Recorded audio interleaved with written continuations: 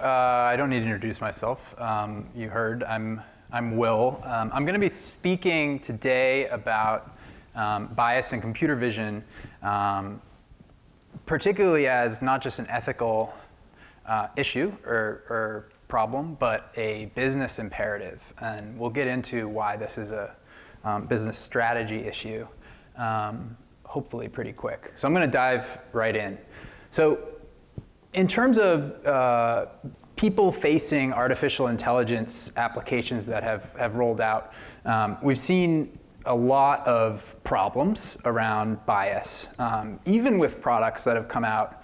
This is outside of CV, from some of the biggest tech firms. So Tay.ai was an ill-advised chatbot that Microsoft put forth, really to show natural language processing ability, that quickly devolved into a racist, sexist, homophobic personality, had to be recalled.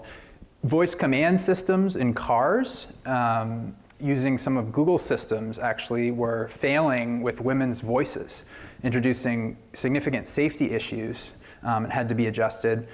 Multiple US states have actually implemented AI systems to support the assessment of recidivism and informed sentencing in criminal justice.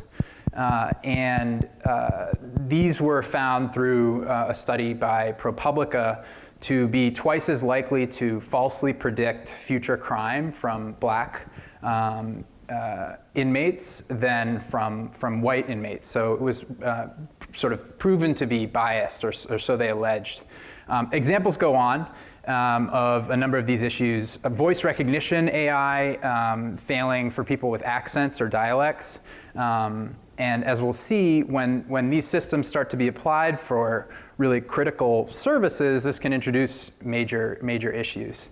Alexa also had no answers for female-specific health questions when Alexa was first introduced.